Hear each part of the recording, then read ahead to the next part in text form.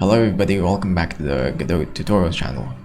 So for this tutorial, we're going to teach you how to create a sprite and how to make it receive inputs like left and right and how to make it move from left to right, up and down on the screen itself. So first of all, you want to create a parent node to the node. You want to create another child node. I'm going to call it Sprite, create a sprite. You're going to have to drag the icon all the way to the texture entry. So now you have a sprite. Let's move it to the center. We're gonna attach a script to the sprite. So what you do is you create a script by clicking on this icon. Call it Sprite. And what this is a GD script that's attached to the child sprite itself, the child node. So what happens is that whenever the game plays, the sprite will read this script itself and obey whatever functions and whatever thing is inside the script. So we're gonna create a new function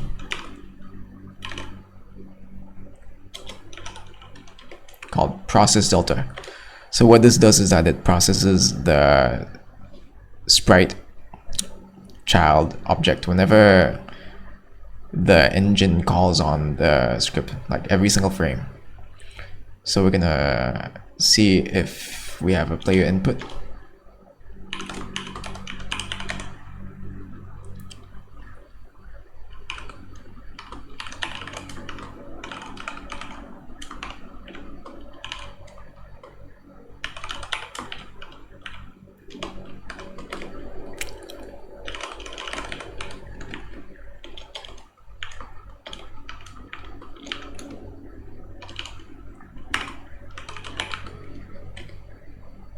So what does this mean? It means that if input, it reads from the keyboard or whatever input event that has been processed by the Godot engine, is action pressed UI left, which is left. It will process the position. So this position is the position of the sprite. Right over here, the position of the sprite, which is over here. This is the position of the sprite. This number over here.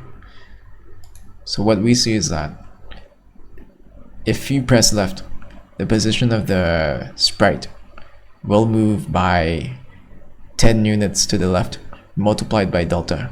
So what is delta? Delta is simply the time between each frame of processing. So let's say there are 60 frames per second in your game. You have couple of milliseconds as the delta itself. So 1 delta is equal to 1 second. 100 milliseconds is equal to 0.1 delta, so 0.1 seconds. So if you want to move 100 pixels to the left in 1 second, you multiply delta by 100, and you subtract that from your position x. So let's try that for the right input.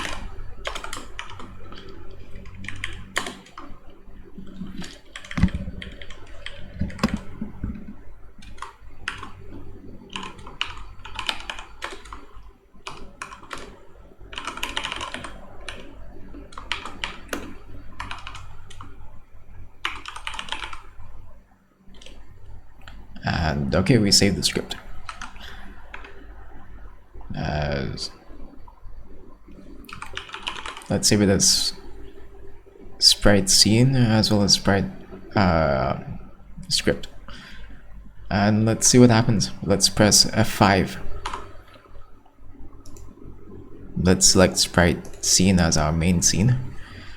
And as you can see, if you press left, it moves by 100 pixels per second to the left.